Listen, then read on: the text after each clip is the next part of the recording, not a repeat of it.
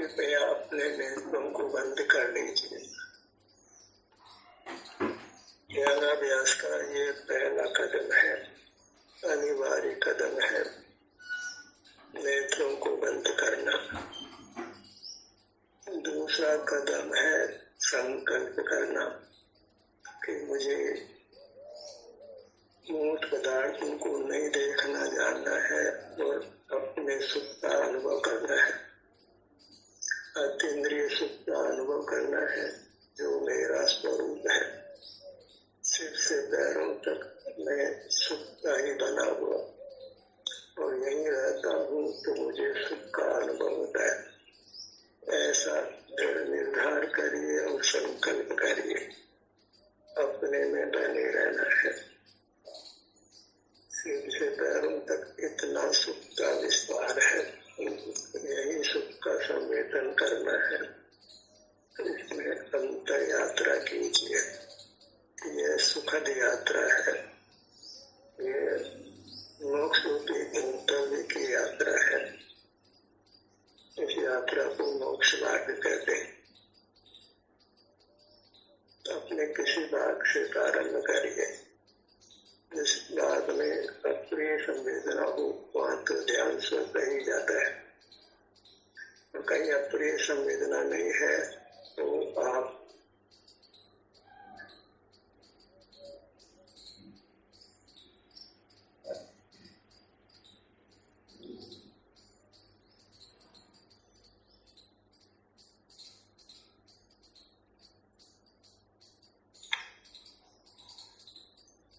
क्योंकि अपना विस्तार परमात्म रूप है, तो इसके आश्रय से ही परमात्म दशा व्यक्त होती है।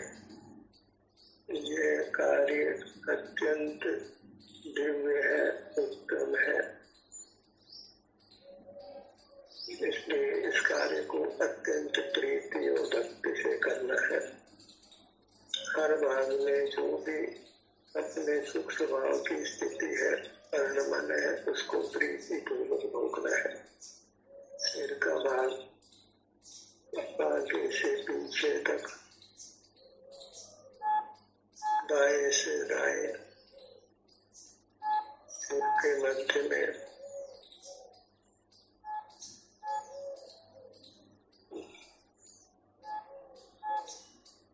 मोह का मंद उदय हो, तो ऐसी स्थिति में सहज ही हम अपने किसी भाग पर स्थिर रह सकते हैं। और मोह का उदय तीव्र हो तो उसको रोकने के लिए हम अपने भीतर विहार करते हैं। दोनों स्थितियों में मोह के उदय पर विराम लगती है।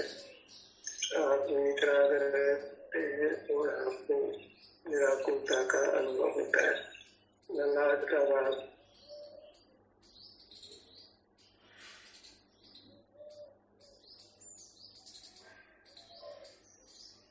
जितना स्वास्थ्य प्रकट है उतना सुख का अनुभव होता है।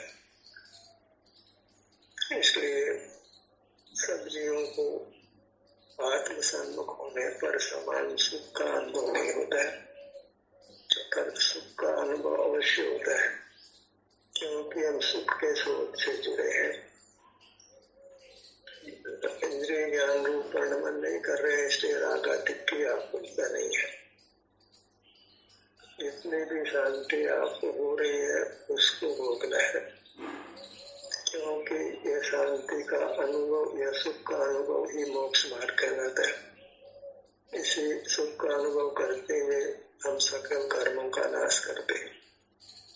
ये सुखानुभूति ही आत्मानुभूति है, यही मोक्ष का मार्ग है, इससे मोक्ष प्राप्त होता है। दोनों भोग के मध्य भाग पर आइए।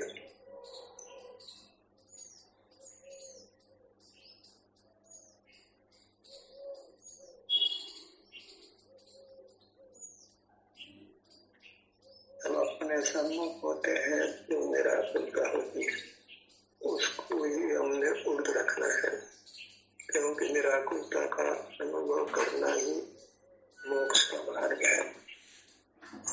उसी से परिपूर्ण सुख प्रकट होता है, क्योंकि सुखानुभूति को ही अनुभूति कहते हैं। सुख हमारा स्वभाव है, स्वरूप है। स्वरूप का अनुभव करना, स्वरूप में लीन होना, उतना ही मोक्ष का मार्ग है।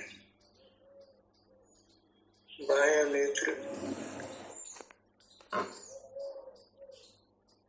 वेदना हो तो अनुभव में आती है, पर उस वेदना को अपना स्वभाव नहीं मानना है।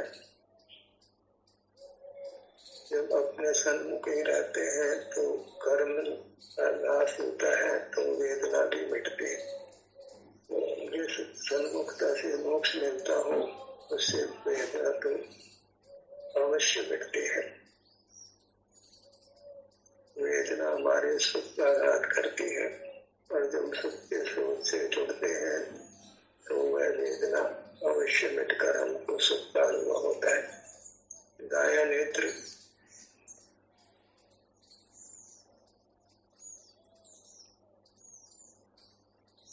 ध्यानाभ्यास को विशेष ज्ञान की आवश्यकता नहीं होती है। इतना ही समझ पर्याप्त है कि हम सुख स्वभावी है। सिर से पैरों तक यह अपना विस्तार है। अपना आदि से इंद्रिया मिली है तो उनके साय से, उनके पराधीनता से हम मूल पदार्थ को जानते हुए रागी द्वेषी होते हुए कर्म को बांधते हैं और संसार अनुमत रूप से चलता रहता है।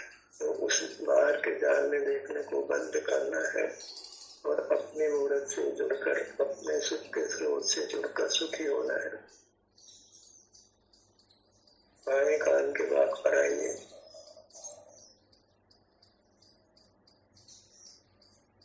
आराम बड़ा है तो उसके लिए विवाह कर सकते हैं, क्योंकि हमें अपने में ही ठहरना है, अपने में ही यात्रा करनी है। हमने संकल्प लिया है कि मूल पदार्थ को नहीं जानना है, कुछ विचार भी नहीं करना है, बोलना भी नहीं, कुछ काय चेष्टा भी करना नहीं है, कोई श्वास लेना छोड़ना भी नहीं है। हमें तो बस अपने विस्तार के सन्मुख रहकर अपने सुख के स्रोत से जुड़कर सुख का अनुभव करना है। कर्म के उदय को भी, वेदना को भी अनुभव करके उससे मुक्त हो जाना है। बाह्य कान इसके जीवन भावों को हम क्रम से अनुभव में ले सकते हैं। कान का नीचे का भाग, ऊपर का भाग, कान के मध्य में कोई मूर्त कान की कल्पना नहीं करना है। जैसा मूर्त कान का विस्तार है, वैसा ही हमारे आत्मदर्शन का विस्तार हमको आराम या वेदना रूप से अनुभव में आता है। यह अनुभूति ही सकल कर्मों का नाश करती है। इसी को धर्म ध्यान कहते हैं। दाया कान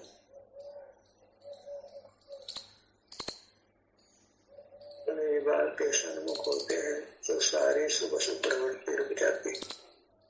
इसी को कहते हैं तोड़ सकल जगदंध बंध निजात ध्यान। शुभ प्रवृत्ति को दंड बंध कहते हैं, क्योंकि उसमें इंद्रिय ज्ञान भी है, वचन चेष्टा भी है, विचार भी है, काय चेष्टा भी है। अशुद्ध प्राणों से जीते, अशुद्ध प्राणों का निग्रह कर ही हमको सुख शुद्ध प्राण की प्राप्ति होती है। दाया कान, नीचे का भाग, ऊपर का भाग, मध्य भाग, जीवों की अलग अलग स्थिति होती है। कोई एक स्थान पर अधिक समय तक ठहर पाता है, कोई कम समय तक ठहर पाता है। पर हमारा प्रयोजन जो इंद्रिय निग्रह का है वह पूर्ण हो जाता है। राग द्वेष आदि की उत्पत्ति नहीं होती। वितराग होना है, उसी से हम निराकुल हो सकते हैं और अपना सुख व्यक्त होकर हमारे अनुभव में आ सकता है। नासिका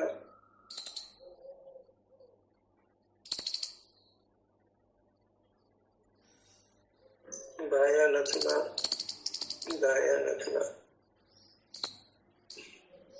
आप ये महसूस करेंगे कि जब आप अपने आत्मदर्शों के सन्मुख होते हैं तो श्वासोच्छ्वास की क्रिया मंद होती है।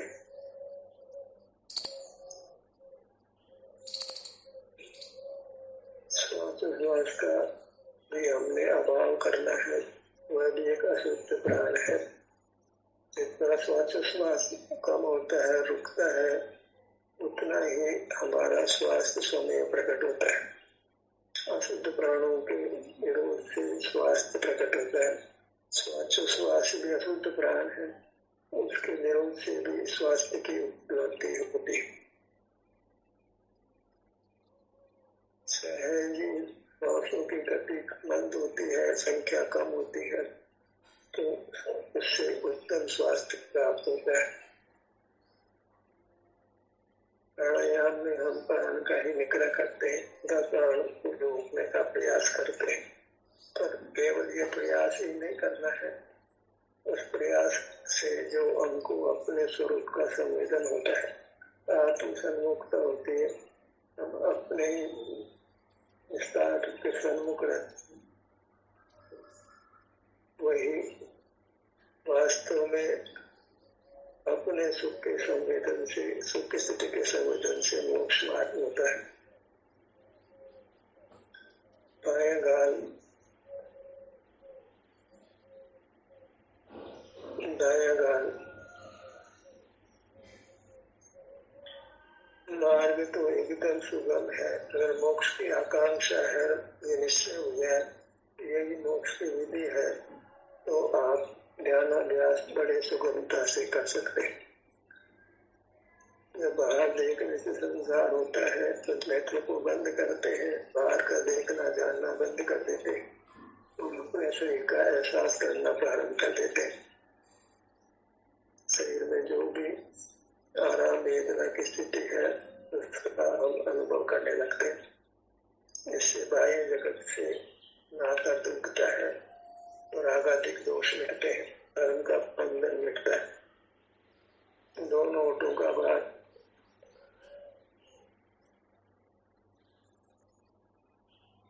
क्योंकि अधिकता से हम बहिर्मुख रहे हैं, बाह्य प्रवृत्ति में रहे हैं, तो इस मोक्ष मार्ग की पुनरावृत्ति होती है।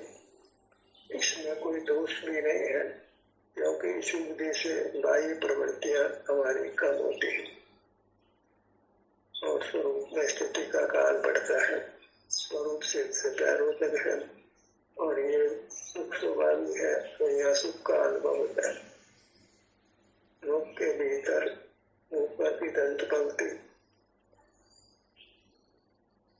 नीचे की दंत पंक्ति,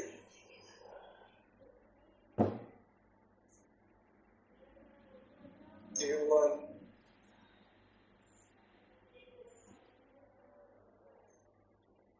मुख के भीतर जिह्वा,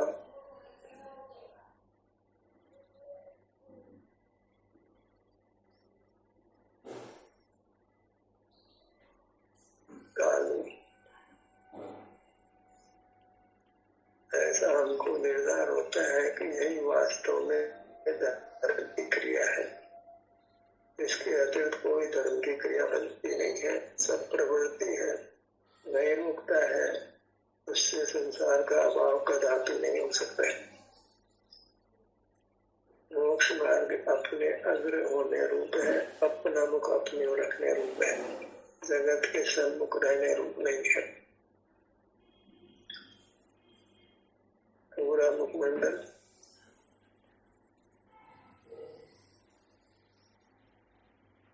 यहाँ हमको विशेष से सुख होता है, तो सहज ही हम अपने सन्मुख रहना। सुख में एक भी सहज स्थिति रहती है। उनको ध्यानाभ्यास करके सुख को ही बढ़ाना है, ताकि ध्यानाभ्यास की प्रवृत्ति सहज हो सके, अधिक समय तक हो सके, अधिक काल उसमें हमारा व्यतीत हो। संसार अत्यंत दुख रूप है, हमें उससे मुक्त होना है। शरीर में कोई वेदना नहीं हो, मूर्त शरीर ही प्राप्त नहीं हो, ऐसी परमात्म दशा को हमने पाना है।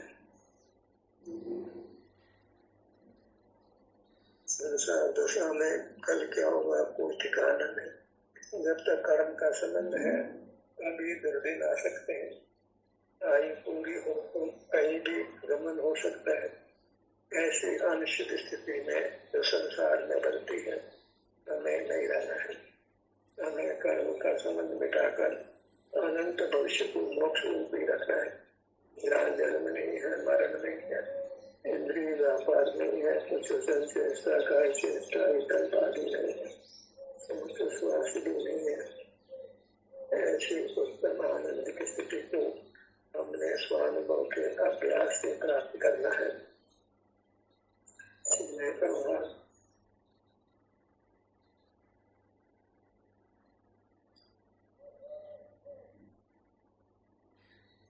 बाह्य सीना, दाया सीना, हृदय स्थान,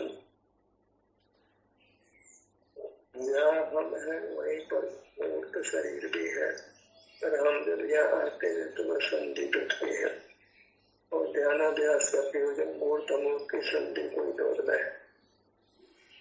तो उसी से हम शुद्ध अवस्था को प्राप्त करते हैं। जब अपना अपने में निवास होता है तो फिर मूर्त हमारे विस्तार के बंधन को छोड़ देता है।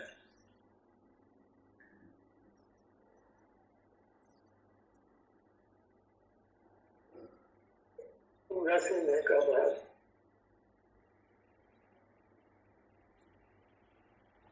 मूर्त हमको ज्ञान का विषय नहीं बनते हैं। वो कल्पना व्यक्त नहीं करनी है। जब अपने स्वरूप में ही अपने विस्तार में रहते हैं, सब जीव उत्तम सुख का अनुभव करते हैं। एक का भाव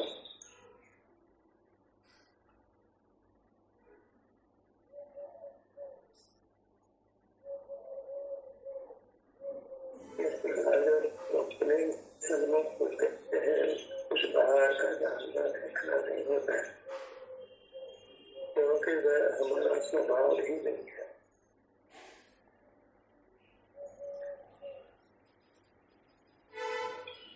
बाएं कंधे से दाएं कंधे तक इतना विस्तार,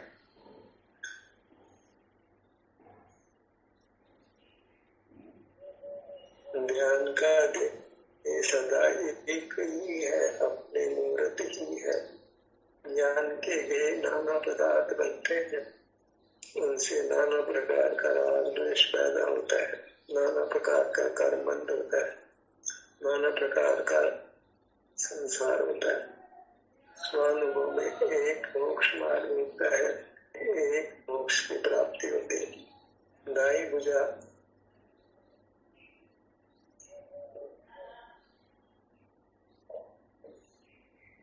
संसार में कभी विषय सुख है, कभी दुख है, कभी राग है, कभी द्वेष है, कभी एक इंद्रिय है, कभी दो इंद्रिय है। इस प्रकार बहुरूपिया होते हैं। ऐसा इंद्रिय ज्ञान की लीला है, कर्मोदय की लीला है। उससे हमें मुक्त होकर एक सुख रूप रहना है। इसलिए आप जीव को अपने को एक सुख रूपी स्वीकार करना चाहिए। दाहिनी हथेली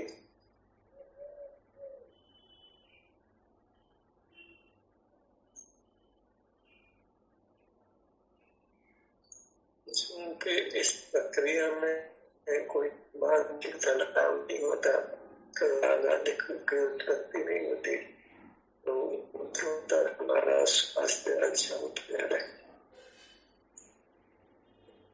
और आदमी सुख से व्यतीत होती है।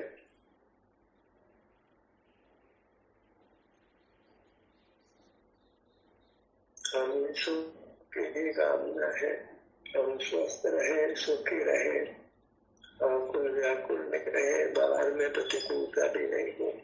सब प्रकार से सुखी होने के लिए हमें मूल पदार्थों को देखने जाने से विरत होकर अपने विस्तार के सन्मुख रहकर नेत्राही शांति को सुख को भोगना है। दाहिने हाथ का अंगूठा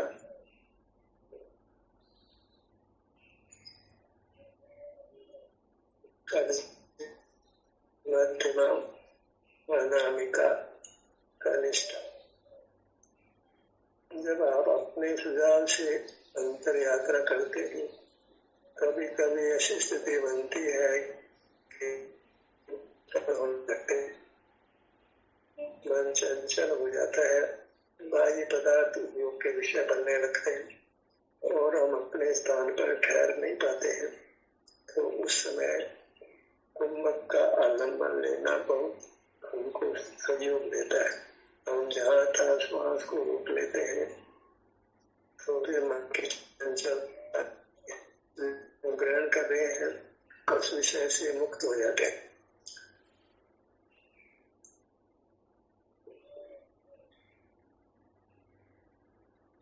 पूरक का आश्रय भी कर सकते हैं कि हम श्वास को लंबी लें, धीरे धीरे लें, रोके, फिर धीरे धीरे श्वास को छोड़ें। इस काम में हम लगते हैं तो मन की चंचलता मिटती है। फिर काम वही करना है, अपने किसी स्थान पर आकर निराकुल रहना है, क्योंकि प्रवृत्ति कोई मोक्ष मार्ग नहीं। प्राणायाम भी एक प्रवृत्ति रूप है, मोक्ष मार्ग निवृत्ति रूप है। ध्यान के साधन के रूप में हमने कुंभक का उपयोग करना है। जब कोई विकल्प नहीं सताते हो तो फिर कुंभक करने की कोई आवश्यकता नहीं है, प्राणायाम करने की कोई आवश्यकता नहीं। दाहिने हाथ की कलाई, कलाई से कोहनी तक आगे की भुजा,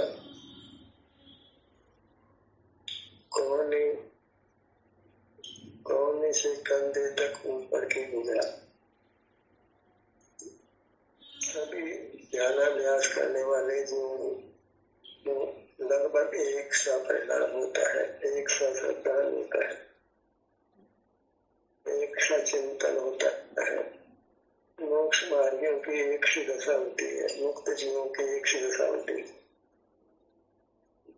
संसार मार्ग में ही जहाँ जीव इंद्रिय ज्ञान में स्थित होते हैं, तो कोई रागी है, कोई द्वेषी है, कोई नाना प्रकार की बाह्य प्रवृत्तियां करता है। संसारी जीव नाना प्रकार के, मोक्ष मार्गी और मुक्त जीव एक ही प्रकार के होते। ध्यानाभ्यास सभी एक ही प्रकार से करते हैं, क्योंकि ध्यानाभ्यास का एक ही प्रकार है। सुझाव भी देते हैं तो सब एक ही प्रकार से सुझाव देते हैं। अंतर यात्रा का सुझाव होता है, अपने सम्मुख रहने का ही सुझाव होता है। इंद्रिय ज्ञान का निग्रह रखते हैं, कोई विकल्प नहीं करते। बाई भुजा, बाई हथेली,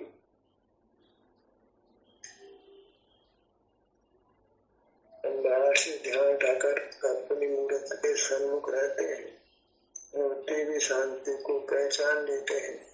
तो उस शांति को पाने के लिए हम सहज इंद्रिय निग्रह कर अपने सम्मुख होने का प्रयत्न करते हैं और अपने सम्मुखता सहज बन भी जाते। बाहर नहीं होते तो अपने नहीं होते, तो अपने किसी काम में होते हैं, सहज अंतर यात्रा भी होती है, आराम का अनुभव होता है, शांति का, व्याकुलता का, तो वह सहज की स्थिति बन जाती है। दाहिने पैर पर आएंगे,